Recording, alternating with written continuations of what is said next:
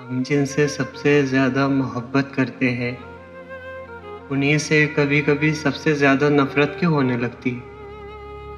एक अजनबी अगर हमें बुरा कह दे, हम शायद इग्नोर कर देते हैं, लेकिन जब वही बात किसी अपने के मुँह से निकलती है, तो दिल में कुछ टूट सा जाता है। क्यों? क्योंकि नफ़रत को जगह अक्सर वहाँ मिलती है, जहाँ कभी मोहब्बत हुआ करती थी। एक लड़का था, अपनी माँ से बहुत करीब था, हर छोटी बात उससे शेयर करता था। फिर एक दिन किसी बात पर दोनों के बीच बहस हो गई। माँ ने गुस्से में कुछ ऐसा कह दिया जो शायद उनका मतलब नहीं था, लेकिन बेटा चुप हो गया। उसने उस दिन जवाब नहीं दिया, बस कमरे में गया और दरवाज़ा बंद कर लिया।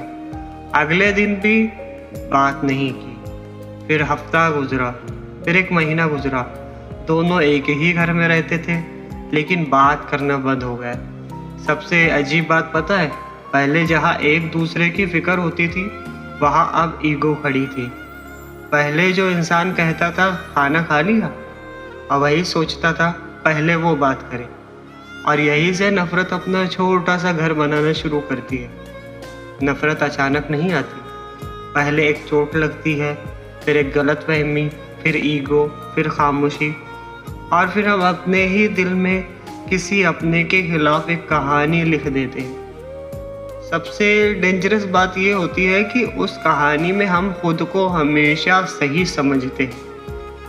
हम कहते हैं उसने मुझे हर्ट किया, लेकिन कभी ये नहीं पूछते शायद मैंने भी उसे हर्ट किया हो। और बस यही एक रिश्ता बच भी सकता है या हमेशा के लिए ख़त्म भी हो सकता है। कभी कभी सामने वाला बुरा नहीं होता, बस दोनों तरफ कुछ अनसुनी बातें जमा होती रहती। एक मैसेज जो कभी भेजा नहीं गया, एक माफ़ी जो कभी मांगी नहीं गई, एक सवाल जो कभी पूछा नहीं गया, और एक मैं तुम्हें समझता हूँ जो कभी कहा ही नहीं गया। फिर वक्त गुजरा, मोहब्बत वही होती है, लेकिन उसके ऊपर गुस्सा जमता जाता है, जैसे किसी खूबसूरत ज़मीन पर धीरे धीरे कचरा जमा हो जाए। ज़मीन बुरी नहीं होती, बस उसकी खूबसूरती दिखनी बंद हो जाती है। रिश्तों के साथ भी कुछ ऐसा ही मामला होता है। इसलिए अगर आज किसी अपने से बात बंद है, तो एक बार ईगो को साइड में रखकर सोचना, क्या तुम सच में उस इंसान से नफ़रत करते हो, या तुम अभी भी उसी पुरानी मोहब्बत के ज़ख्म को पकड़ कर बैठे हो?